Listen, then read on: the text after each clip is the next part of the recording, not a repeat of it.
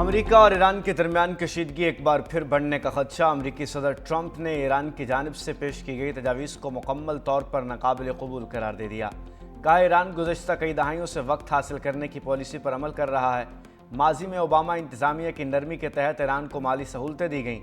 ایران کو اب کسی صورت امریکہ کے ساتھ وقت ضائع کرنے کا کھیل کھیلنے کی اجازت نہیں دی جائے گی۔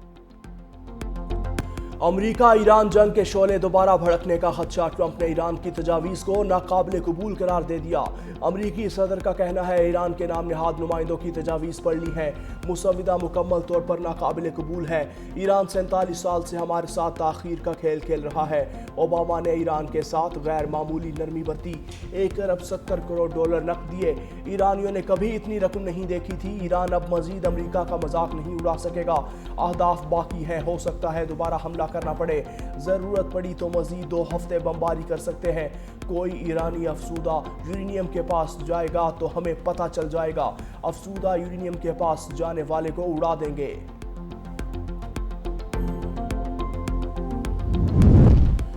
ٹرمپ کا جواب ہمارے لیے کوئی اہمیت نہیں رکھتا، ایرانی حکام کا گھٹنے ٹیکنے سے انکار۔ ٹرمپ کے بیان پر سخت رد عمل۔ کہا امریکی صدر ہمارے جواب سے مطمئن نہیں تو یہی بہتر ہے، مذاکرات کو کمزوری نہ سمجھا جائے۔ ایرانی صدر مسعود پزشکیان نے بھی صاف صاف کہہ دیا، کہتے ہیں مذاکرات کا مطلب ہرگز ہتھیار ڈالنا نہیں۔ ایران قومی مفادات پر کوئی سمجھوتا نہیں کرے گا۔ ایرانی عوام کے حقوق کا ہر قیمت پر تحفظ یقینی بنائیں گے۔ امریکہ کے اتحادیوں کے لیے بھی آبنائے ہرمز خطرہ۔ ایرانی فوج نے امریکہ کا ساتھ دینے والے ممالک کو خبردار کر دیا۔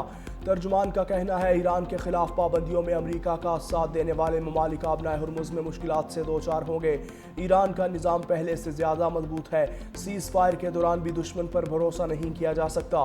دشمن اپنے مقاصد حاصل کرنے میں ناکام رہا۔ ایران نے اپنی دفاعی صلاحیتوں کو مزید مضبوط کیا۔ ترجمان نے آبنائے ہرمز پر کنٹرول سے متعلق امریکی بیانات کو پروپیگنڈا قرار دے دیا۔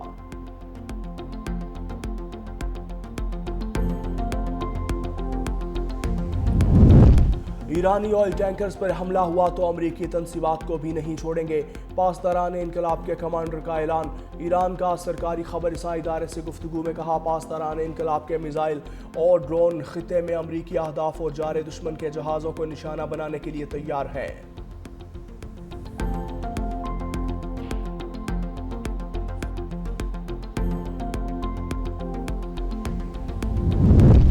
ایرانی سپریم لیڈر مجتبی خامنائی نے صحت یابی کے بعد جنگی محاذ سنبھال لیا۔ سپریم لیڈر سے متحدہ ایرانی فوجی کمانڈر کے سربراہ علی عبدالعلی کی ملاقات۔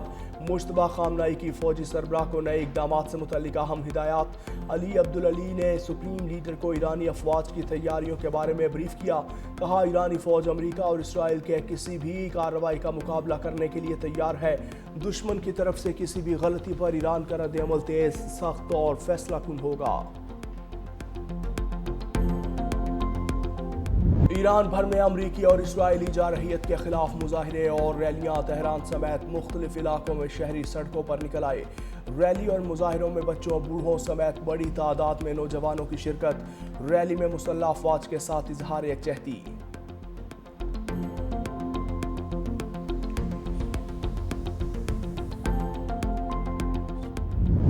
chose unprovoked aggression on the basis of false flag of Pelgram and launched an air strike. Our nation and armed forces under the dynamic leadership of Field Marshal Saeed Asim Munir gave a calibrated and shocking response to the Indian aggression.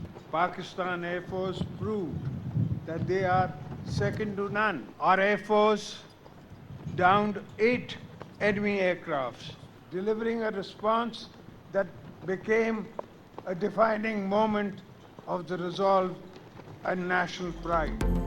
Pakistani قیادت نے دشمن کو مارکہ حق پر دیا سبق، پھر یاد دلا دیا۔ مرکزی تقریب سے خطاب میں صدر مملکت آصف علی زرداری نے کہا کہ بھارتی جارحیت پر پاکستان کا جواب تاریخ کا سنہری باب ہے۔ پہلگام فالس فلیگ آپریشن کے بعد پاکستان پر جارحیت مسلط کی گئی۔ بھارتی قیادت نے اپنے عوام کو گمراہ کرتے جارحیت کا راستہ اپنایا۔ فیلڈ مارشل کی قیادت میں افواج پاکستان نے اپنی مہارت ثابت کی۔ شاہینوں نے دشمن کے 8 طیارے مار گرائے۔ وزیر اعظم شہباز شریف کا بھی تقریب سے خطاب، بولے ہر طرف شاہینوں کا غلبہ اور دشمن کے طیاروں کا ملبہ تھا، ہمارے شاہین دشمن پر جھپٹتے تو دشمن کو جان کے لالے پڑ گئے۔ پاکستان کی مسلح افواج نے اپنی پیشہ ورانہ مہارت سے دشمن کو سبق سکھایا، فتنہ الخارج اور فتنہ الہندوستان کو ختم کر کے دم لیں گے۔ پاکستان نہتے کشمیریوں کی منصفانہ جدوجہد آزادی کی حمایت جاری رکھے گا۔ دشمن جان لے کے آئندہ مہم جوئی کے نتائج انتہائی خطرناک، دورس اور تکلیف دہ ہوں گے۔ فیلڈ مارشل عاصم منیر کا بھارت کو 2 ٹوک پیغام۔ راولپنڈی میں مارکہ حق کی تقریب سے خطاب میں بولے، بھارت خود کردہ واقعات کا الزام پاکستان پر لگا کر جنگی ہیجان پیدا کرتا رہا۔ 1 سال قبل مارکہ حق میں اللہ کی رضا سے پاکستان کو بے مثال کامیابیاں ملی۔ بھارت کو جنگ میں شدید جانی اور مالی نقصان اٹھانا پڑا، جس کی قیمت چکاتا رہے گا۔ مارکہ حق کے بعد پاکستان کی عزت میں مزید اضافہ ہوا۔ پاکستان ایک ناقابل تسخیر طاقت ہے، ہمیشہ ناقابل تسخیر رہے گا۔ فیلڈ مارشل نے مزید کہا کہ بھارت اور افغانستان سے پاکستان کے خلاف دہشت گردی جاری ہے۔ افغانستان پاکستان کے خلاف اپنی سرزمین کے استعمال کو روکے۔ مسئلہ کشمیر کا حل اقوام متحدہ کی قراردادوں کے مطابق کیا جائے۔ پاکستان آزاد فلسطینی ریاست کے قیام تک کاوشیں جاری رکھے گا۔ وفاقی وزیر داخلہ محسن نقوی کا سیف سٹی ہیڈ کوارٹرز کا دورہ۔ اسلام آباد سیف سٹی کو کیپٹل سمارٹ سٹی میں بدلنے کے پروجیکٹ پر پیش رفت کا جائزہ۔ وزیر داخلہ کو فیوژن سینٹر اور جدید کنٹرول روم کے قیام پر پیش رفت سے آگاہ کیا۔ محسن نقوی کی سیف سٹی فیز 2 کو مقررہ مدت میں مکمل کرنے کی ہدایت۔ کہا سیف سٹی میں تمام متعلقہ اداروں کو ایک پلیٹ فارم پر لایا جائے گا۔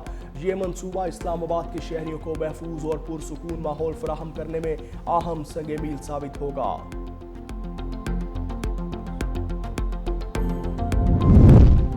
سپریم کورٹ نے حق مہر میں دی گئی جائیداد کی منتقلی سے متعلق اہم قانونی اصول طے کر دیے۔ مشترکہ جائیداد کا کوئی بھی حصہ دار اپنے موروثی حصے سے زیادہ جائیداد منتقل نہیں کر سکتا۔ شوہر مشترکہ جائیداد میں صرف اپنے حصے کی حد تک حق مہر دے سکتا ہے۔ پورے گھر کو حق مہر میں دینے کا دعویٰ دیگر قانونی ورثاء کے حقوق پر اثر انداز نہیں ہو سکتا۔ سپریم کورٹ نے نکاح رجسٹرار اور نکاح خواہ کو حق مہر میں درج جائیداد کی ملکیت کی تصدیق کرنے کی ہدایت کر دی۔ سپریم کورٹ کا غیر ضروری قانونی چارہ جوئی سے بچنے کے لیے نکاح نامہ میں جائیداد کی ملکیت سے متعلق علیحدہ کالم شامل کرنے کا حکم، تحریری فیصلہ بھی جاری۔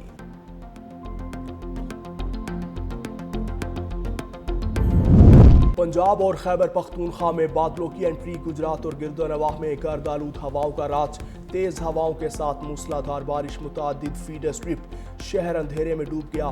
بھکر، جلال پور، پٹنیا اور شاہ پور میں بھی رمجھم۔ پشاور اور گرد و نواح میں گرج چمک، تیز ہواؤں کے ساتھ بارش۔ ایبٹ آباد میں طوفانی ہواؤں کے ساتھ بادل برس پڑے۔ بند کوہ کے مقام پر درخت گر گیا، ریڈی باندھ زخمی، سوابی میں آسمانی بجلی گرنے سے ایک شخص جاں بحق۔ مظفر آباد میں گرج چمک کے ساتھ ہلکی بارش، متعدد علاقوں میں بجلی غائب، آندھی کے باعث درخت گر گئے۔